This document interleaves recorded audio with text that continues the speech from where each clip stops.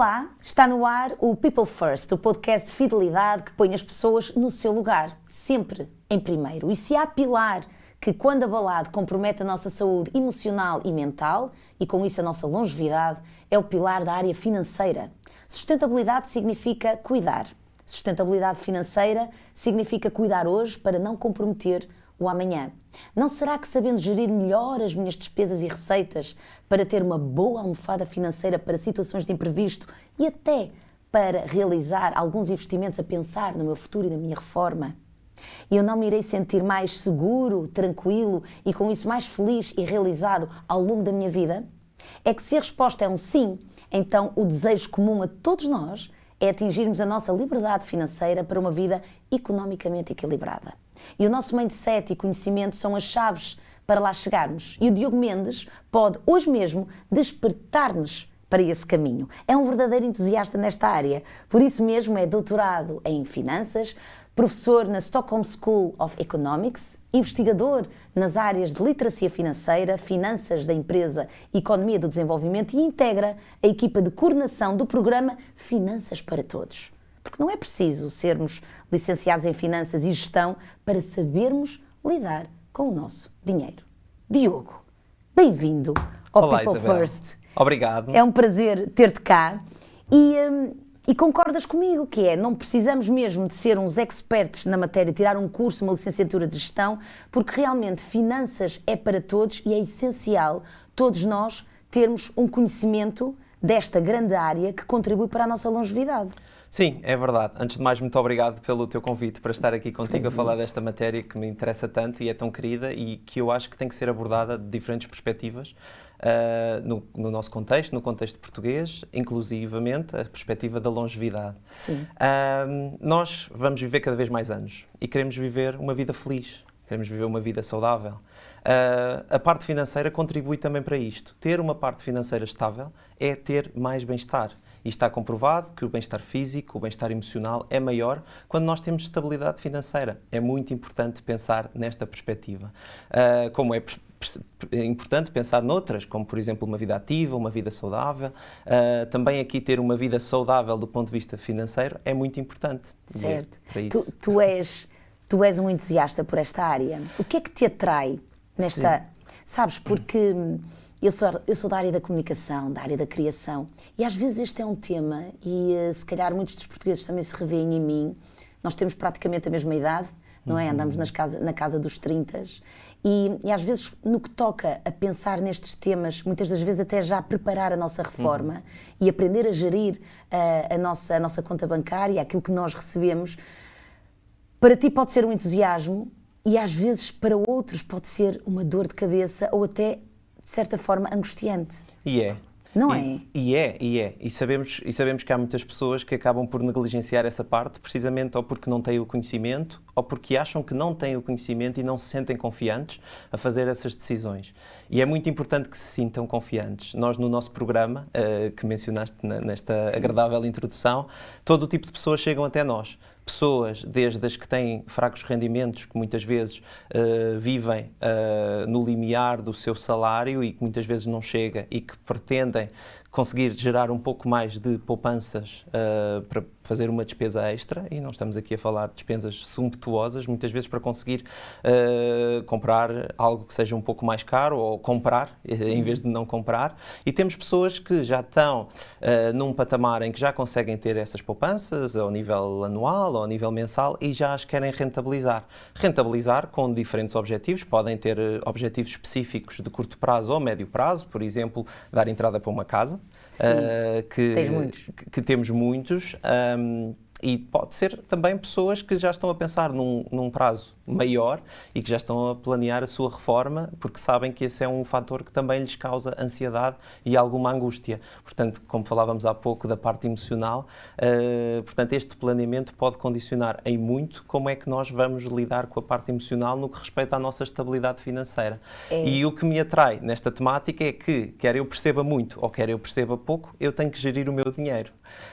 E é também esse desígnio que nós temos no nosso programa, tentar ajudar as pessoas a compreender o que é que são boas práticas nas diversas temáticas e tentar reduzir aqui um bocadinho da ansiedade, precisamente dessas pessoas que sentem que o dinheiro, e falar de dinheiro e gerir dinheiro, é uma grande limitação. É. Nós daqui a pouco vamos entrar e mergulhar nesse tema de como é que então eu penso na minha longevidade e preparo a minha reforma para viver com a qualidade que eu mereço e que eu quero ter. Mas antes disso, porque estávamos aqui a falar da mentalidade dos portugueses e tu recebes vários tipos de pessoas nesse teu curso, e eu pergunto como é que é, porque às vezes nós temos determinados comportamentos e tem a ver com a nossa mentalidade. Como é que tu olhas para a mentalidade dos portugueses, sendo que tu vives entre Portugal e Suécia, e os países nórdicos devem ter uma visão completamente diferente? O que é que achas, como é que está a mentalidade dos portugueses e que tem que se calhar ser mudada e alterada? E digo isto porque também tu dizes, numa entrevista que deste há pouco tempo, tu dizes que Portugal tem de falar mais de dinheiro e ser mais transparente. Sim, nós temos que falar mais de dinheiro, precisamente porque os nossos conhecimentos não são assim tantos e, portanto, nós precisamos de falar de dinheiro. E precisamos de falar de dinheiro nas suas múltiplas vertentes. Quando eu estou a concorrer a um trabalho, eu deveria ser capaz de saber, ter alguma transparência para eu saber quais é que são os valores que se praticam para esse trabalho a que eu estou a concorrer. Só isso é que mitigaria, por exemplo, discriminação salarial, que nós sabemos que existe entre homens e mulheres. Isso permitiria que eu rentabilizasse o meu capital humano, porque eu sei que valores é que são esperados para cada tipo de profissão, e nem isso nós sabemos em Portugal. Já tem havido algumas regulações, em particular da União Europeia, que tentam mitigar isto. Há países onde estas regulações da União Europeia já não eram necessárias, e a Suécia era um caso desses. Na Suécia tudo é transparente, seja os rendimentos do fator trabalho, os salários anuais, seja os rendimentos do fator capital, portanto, os juros, os dividendos que as pessoas ganham nos seus investimentos. Isto permite fazer com que eu, quando, por exemplo, concorro a um trabalho, eu consiga verificar quais é que são os salários anuais de pessoas que já estão nessa área e até inclusivamente nessa empresa. Portanto, nós podemos falar de dinheiro com os nossos amigos, com a nossa família, devemos fazê-lo do ponto de vista salarial, saber quanto é que ganham, saber quais é que são os números praticados no mercado.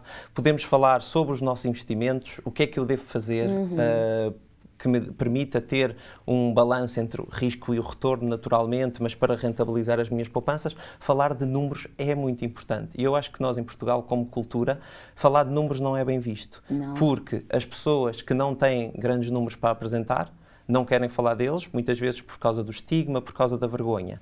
E as pessoas que têm efetivamente números, ou seja, que foram bem-sucedidas e que têm uma boa carreira, não falam também, se calhar, depois pode haver alguma inveja, e nós sabemos que somos um povo que também tem inveja do sucesso. Portanto, eu acho que ninguém fala, tanto os que têm como os que não têm números para apresentar, e eu acho que nós devíamos combater essa mentalidade. Eu acho que enquanto sociedade teríamos muito a ganhar se houvesse mais transparência. Pois, essa é a questão da mentalidade. E como é que eu trabalho então essa mentalidade? Eu acho que tem a ver sobretudo com a educação, perceber que o dinheiro não é a coisa mais importante da vida. Nós, em economia, eu sou um economista, nós quando desenhamos modelos de bem-estar, o dinheiro não está lá. O dinheiro não está. O dinheiro aparece de mais tarde, mas o que nós estamos a maximizar é o nosso consumo. O dinheiro aparece lá com uma restrição, porque nós vamos ter que consumir sujeito ao rendimento que temos, seja esse o rendimento mensal, seja o rendimento anual, seja o rendimento ao longo da vida. Isto porquê? Porque nós também podemos poupar algum do nosso rendimento para usar mais para a frente, ou fazer ao contrário, antecipar rendimentos para usar agora, que é o que fazemos sempre que pedimos um crédito. Sempre que pedimos um crédito, por exemplo, para comprar uma casa, nós vamos consumir habitação, que é uma despesa necessária, é uma despesa básica, okay? Podemos fazê-lo arrendando, podemos fazê-lo comprando casa, e o que estamos a fazer ao recorrer ao crédito é, no fundo, antecipar os rendimentos que eu vou ter ao longo da vida, muitas vezes até ao fim da nossa vida, porque são contratos a 30, 40 anos, e vou conseguir consumir já. E os mercados financeiros têm estas ferramentas, através da poupança eu consigo mandar rendimentos de agora para o futuro, e, ao contrário, consigo antecipar rendimentos do futuro para os usar agora. Por exemplo, quando falamos da poupança, se quisermos falar de reformas, que é um tema tão importante quando falamos de longevidade e que causa tanta ansiedade, e eu posso dar-te alguns números porque é que causa ansiedade. No fundo é isso que nós estamos a fazer. Nós, se começarmos tão cedo quanto possível, vamos dizer, quando recebemos o nosso primeiro salário, a poupar, nós conseguimos, quando chegar à altura em que precisamos dessas poupanças, na assistência à velhice, já ter acumulado ao longo da nossa vida ativa um pé de meia que vai crescendo e sobretudo se for bem investindo vai crescendo ainda mais, que depois podemos usar. Ou seja, há rendimentos ao longo da nossa vida ativa que convém que nós guardemos para a última fase da vida, onde os nossos rendimentos necessariamente vão ser mais baixos. Sim, e não basta só poupar, porque aqui a questão é, e agora entrando aqui neste tema, e é muito curioso porque... Desculpa, eu sei que não se pergunta uma idade a uma mulher, também não se pergunta a um homem, mas que idade tem? Eu não tenho problemas em dizer, porque eu tenho uma idade que me alegra muito, 32 anos. 32 anos, olha, então nós somos aqui eu tenho 38 e portanto é muito curioso, porque eu olhando para ti, há pouco estávamos a falar antes deste podcast começar e tu dizias, claro, eu tenho 32 anos e estou preocupado e penso já hoje na minha reforma. E é muito curioso, porque quando é que se pensa na reforma? Eu vou-te dizer, nós temos praticamente a mesma idade e eu reparo que não penso na reforma com a profundidade que tu já o estás a fazer. Mas tu é que estás certo. E agora diz-me, e pergunto-te, como é que tu pensas a tua reforma, tu que és um jovem, o que é que tu tens feito e o que é que tu também podes partilhar aqui com esta audiência, que possa gerar aqui insights do que é para que nós deveríamos estar integrarmos a fazer. E o que é que nós já deveríamos estar a fazer. Sim. Deixa-me, antes de dizer o que é que eu estou a fazer, quero explicar-te porque é que eu estou a fazer. Isso. Porque é que eu estou preocupado com a minha reforma e, como diz, ainda só tenho 30 anos, possivelmente ainda vou trabalhar outros 30 ou mais. O que vai acontecer é o seguinte, nós neste momento estamos já com pensões que correspondem, na média, a 70% do último salário. Portanto, se tu pensares no último salário que vais receber, quando tiveres 65 ou 67 anos, ou quando for a nossa altura, se calhar já vai nos 70, portanto, a diferença entre o último salário e a pensão que vamos receber do Estado já está neste momento em 70%. Ou seja, nós já estamos a receber, aos dados de hoje, um corte de 30%. Quando chegar à nossa vez, vai ser ainda mais. O que é que prevês? E 70% parece um corte enorme, mas Portugal, na verdade, entre os países desenvolvidos, é dos países que tem esta taxa, este rácio mais generoso. Por acaso é engraçado porque são os países do sul da Europa que têm estas taxas de substituição das poupanças, é o termo técnico, mais elevados. Estamos a falar da Itália, da Grécia, de Portugal, de Espanha, que estão todas na ordem dos 70%. Quando nós pensamos na média dos países desenvolvidos, já vai em 50%. Portanto, as pensões públicas, como nós as conhecemos, já só nos dão mensalmente 50% do nosso salário. Agora, vamos fazer o exercício de pensar como é que seria a nossa vida se nós, de um dia para o outro, que é o que vai acontecer, recebêssemos 50% do nosso salário. Qual era o impacto na nossa qualidade de vida? E logo isso leva-te a tomar ações hoje, exatamente, para não comprometer porque o futuro. quando nós pensamos nas pensões, as pensões são financiadas em 3 níveis. O primeiro nível, o Estado Social, que em Portugal, como eu dizia, é generoso, ou seja, são as pensões que nós recebemos da Segurança Social, dos regimes de contribuição obrigatória, e esse está neste momento em 70%, vamos ver quando chegar à nossa idade, quando chegar ao nosso tempo. Um segundo patamar, que são os fundos de pensões corporativos. Muitas empresas já oferecem aos seus empregados, mas fundos de pensões das empresas, mas muitas, normalmente, empresas grandes. E nós temos em Portugal tantas pequenas e médias empresas que não oferecem que, na verdade, este segundo pilar não é muito significativo em Portugal. Falta-nos o terceiro pilar, que é as nossas poupanças privadas. Ou seja, é tudo o que nós acumulamos ao longo da vida, que vamos poupando precisamente para a reforma, para que quando chegar a reforma nós não fiquemos reféns dos tais 50% do nosso último salário que vem do Estado, mas possamos compensá-lo com riqueza que fomos acumulando ao longo da vida. E é nessa riqueza que eu tento ir trabalhar e que eu sugiro que todos o façam sempre que é possível poupar.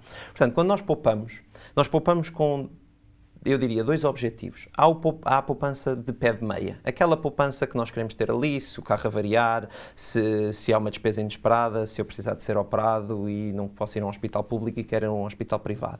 Plano de emergência. É um plano de emergência, o pé de meia, o fundo de emergência. Há uma segunda rúbrica de poupanças, que é aquelas que eu poupo com um determinado objetivo. O fundo de emergência não tem um objetivo em específico. O objetivo é estar ali para se eu precisar, mas posso precisar em múltiplas vertentes.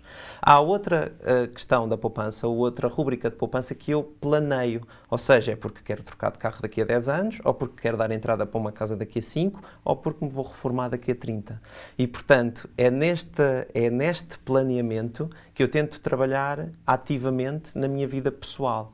Ou seja, há poupanças que eu canalizo para o curto prazo, porque, por exemplo, vou querer dar entrada para uma casa daqui a 5 anos, e essas poupanças eu vou investi-las, tendo em conta que tenho um horizonte temporal de 5 anos, e, portanto, o tipo de investimentos que faço vai ser diferente daquele que eu faria e que faço naquelas poupanças que eu já estou a canalizar para o meu momento da reforma. E essas têm um horizonte temporal de 30 anos e a estratégia de investimento é completamente diferente. E tu já estás a pensar nisso. E já estou a pensar nisso. E então, entrando nesse patamar, o que é que deve ser feito e o que é que temos que começar já a pensar? Que tipo de investimentos é que eu tenho que fazer para preparar então a minha reforma? Nesse ponto. Eu sou um académico, portanto eu vou-te dar a resposta do livro. Então... Mas olha, dado o livro, mas depois... também de mãos dadas com aquilo que é a tua experiência que já estás a fazer. Exatamente, eu vou-te explicar porque o que eu faço também. E eu aplico precisamente porque sei por experiência de investigador que é uma estratégia que cria valor no longo prazo. Então, quando nós pensamos na nossa vida, nós temos que, e pensando em particular na reforma, nós vamos ter um horizonte temporal, vamos dizer, se eu tenho 30, ainda vou ter um horizonte temporal de outros 30 anos até eu querer liquidar estes investimentos. Ou seja, é quando eu vou precisar dele, no momento da reforma, que eu os quero liquidar. O que é que acontece? Eu posso ter já no início da vida uma estratégia mais arrojada. E quando eu falo em arrojado, no fundo é investir em ativos que são, que me criam mais retorno. Qual é o problema de investir em ativos que criam mais retorno? Mais risco. Isso deveria ser sempre verdade. Obviamente, é sempre melhor investir em coisas que criam mais retorno. Pois é, mas com o retorno vem o risco. E, portanto, eu tenho que jogar com estas duas coisas. Como é que jogas? Quando eu tenho um horizonte de 30 anos, eu sei que vai haver anos em que vou ganhar muito, vai haver anos em que vou perder muito. Isto falando em particular na categoria, na classe de ativos de ações, que são aquelas que está documentado, com as séries que conhecemos longas, históricas, que no longo prazo criam mais retorno e criam retornos de 10% ao ano. Só para enquadrarmos, quando nós, por exemplo, falamos de depósitos a prazo, aqueles que nós podemos fazer através do nosso banco, muitas vezes estamos a falar de 1 e tal por cento, 2% no máximo. Muitas vezes nem chega para cobrir a inflação, o que significa que nós estaríamos a perder dinheiro se deixarmos o dinheiro todo ou num depósito à ordem ou num depósito a prazo. Quando nós investimos em ações, nós sabemos que no longo prazo, na média, nós ganhamos 10% ao ano. Mas nós nunca vamos ganhar estes 10% ao ano. Vai haver anos em que ganhamos 15%, 20% e vai haver anos em que perdemos outros 15% e 20%. E depois há muitos anos em que anda ali mais próximo de zero e nos valores positivos. A questão é que há mais anos em que há valores positivos, há ganhos do que perdas, e por isso é que quando eu tenho um horizonte temporal grande, em princípio eu vou gerar valor. E porquê? Porque eu não preciso do dinheiro para agora. Portanto, eu sei que há anos em que vão ser maus e este início de 2025 não tem sido particularmente favorável nesse aspecto, mas eu sei que só vou precisar deste dinheiro daqui a 30 anos e, portanto, eu posso começar com uma estratégia muito arrojada. O que é que vai acontecer? Investimento em ações. Exatamente. O que é que vai acontecer? O que vai acontecer é que, conforme eu me vou aproximando da idade da reforma, este horizonte temporal vai diminuindo. E, portanto, eu não me posso dar ao luxo de esperar caso os mercados tenham caído muito. Isso. E tu não queres estar com, vamos dizer que a reforma é aos 65, que já não é, mas só para simplificar, tu não queres ter 63 anos e apanhar um ano em que perdeste 20% das tuas poupanças.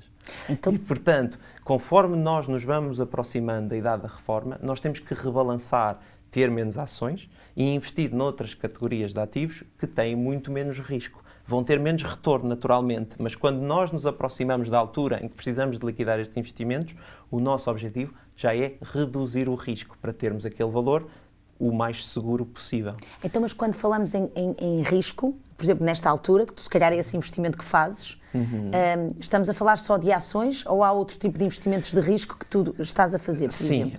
Eu... Não me querendo meter na tua vida. Não, sem problema. Eu invisto muito em ações e em obrigações, portanto é sobretudo isso. Não só, eu também investi, também comprei casa e, portanto, também tenho investimento em imobiliário. Não o faço com motivos especulativos, eu comprei casa porque preciso de casa e porque preciso de consumir aquele bem, tal como preciso de comer, como preciso de roupa, também precisava de casa e decidi comprá-la. Mas esse também é um ativo financeiro financeiro. Em caso de se alguma coisa corresse mal, eu poderia sempre liquidá-lo. Não é muito líquido, porque não é fácil vender uma casa e não é fácil vender uma casa, em particular, se o mercado estiver mau. Nós, felizmente, nestes últimos anos, nos grandes centros urbanos em Portugal, não temos tido anos maus no que respeita ao imobiliário, mas se recuarmos a 10 anos ou 15, sabemos que a situação não foi assim.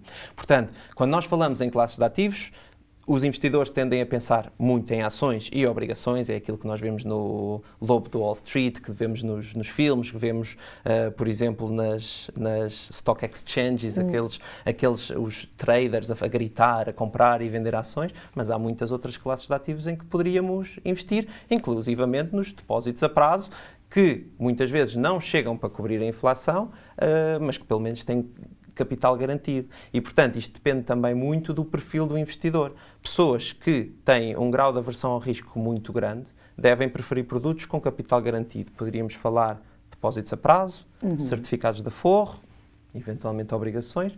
Quem tiver mais capacidade de absorver perdas e quem tiver menos aversão ao risco pode depois então ser mais arrojado, e podíamos falar de ações, podíamos falar de criptoativos, que eu não sou um grande fã, mas é uma classe de ativos onde se pode investir. Há pessoas que investem em arte, há pessoas que investem em vinhos, há pessoas que investem em violinos, podem investir em muitas classes de ativos. Diversificação também pode ser uma mais-valia. A diversificação é sempre uma mais-valia.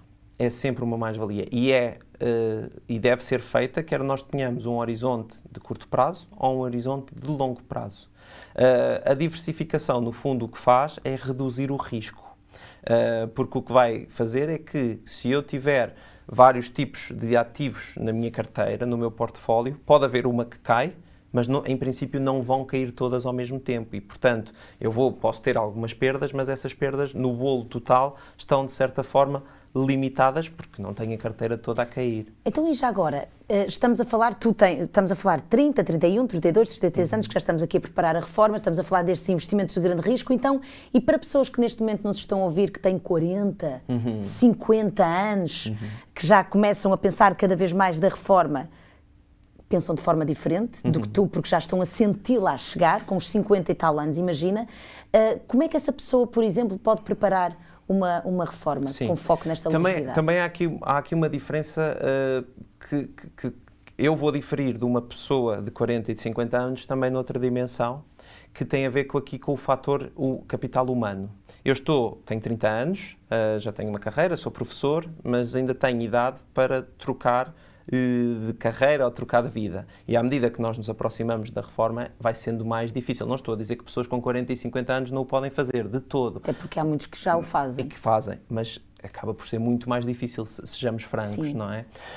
Portanto, o que é que vai acontecer? Vai acontecer que pessoas que têm 40 e 50 anos e não se veem a trocar de carreira já têm uma grande previsão daquilo que vão receber em termos salariais até ao fim da sua vida ativa. Ok? E, portanto, já têm uma estabilidade e podem geri-la em função disso. Por exemplo, esta estabilidade é muito importante quando nós falamos de créditos, porque para a obtenção de crédito é muito importante a estabilidade. O preço que vamos pagar pelos créditos que contraímos é uma função da estabilidade dos nossos rendimentos.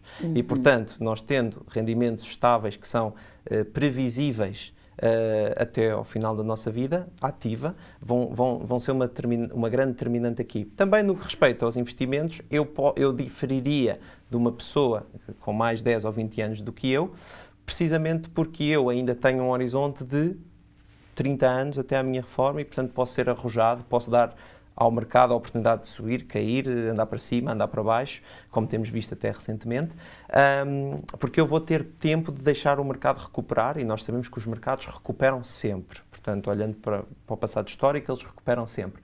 Uma pessoa com 40 anos pode ainda fazê-lo. Uma pessoa com 50, 55, 60 já tem que precisamente começar a ter uma estratégia mais conservadora, precisamente para minimizar os riscos que corre. Dá-me exemplos. Uma estratégia mais conservadora pode ser simplesmente mudar os seus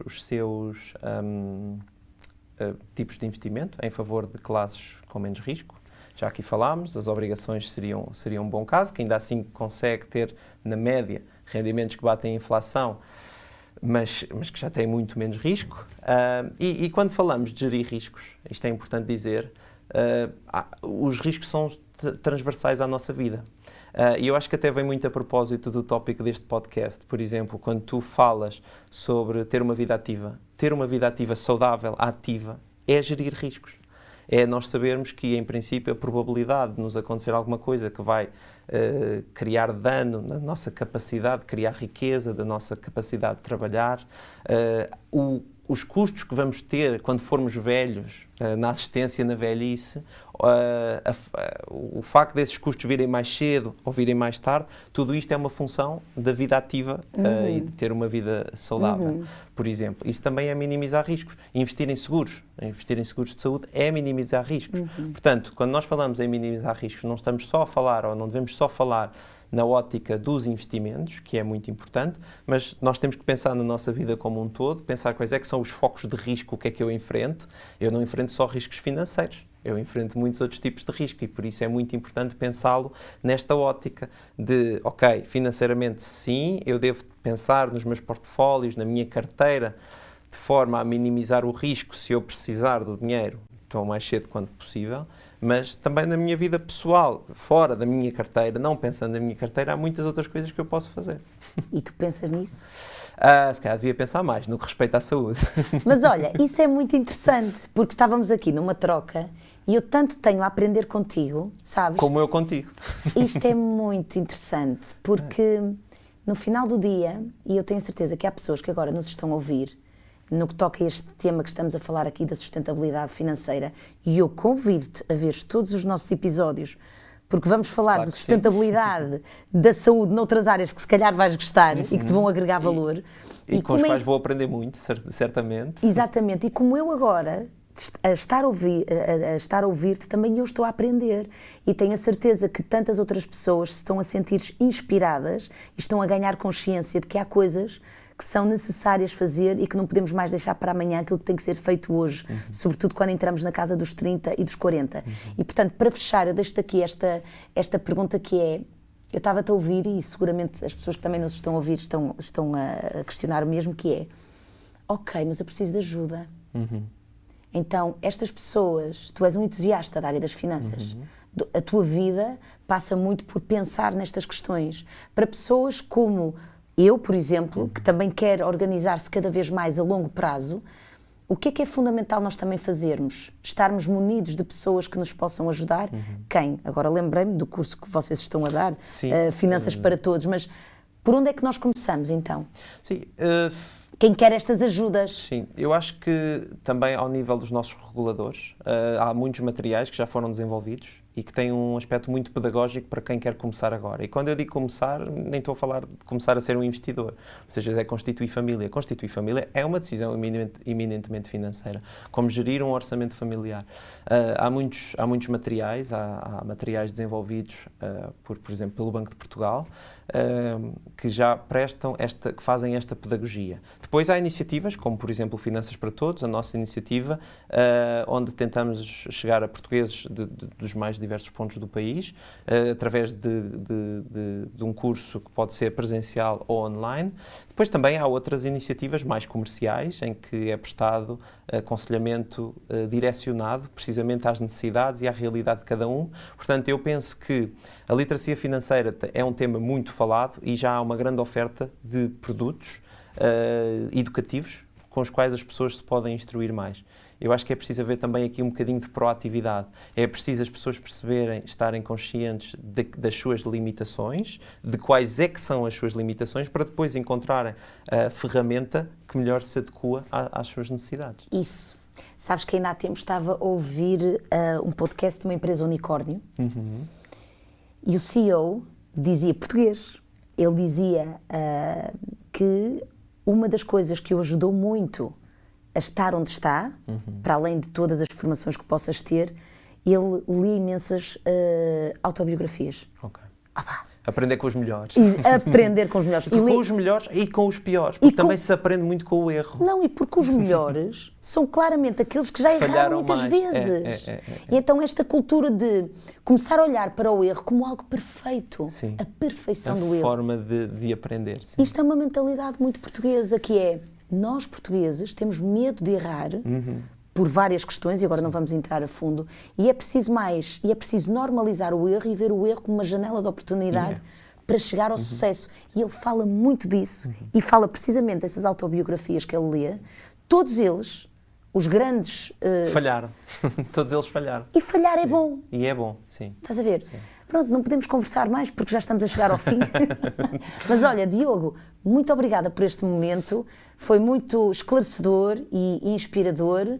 E vamos ver em breve. Obrigado, Isabel. Espero que tenhas aprendido algo comigo, e eu vou ver os teus outros podcasts e vou aprender muito contigo também. Ai, sim, sim. Porque o nosso objetivo, na verdade, e de todos nós que nos estão a ouvir, é chegar à longevidade, é ter longevidade, mas com qualidade. Com qualidade. Com o nosso espírito em paz. Eu acho que qualidade de vida é o grande desafio que nós enfrentamos. Porque nós, vida longa já temos. Está aqui. Nós, como humanidade, e em particular nos países desenvolvidos, já temos a tecnologia, já temos o conhecimento, já temos os recursos médicos para nos fazer viver vidas longas.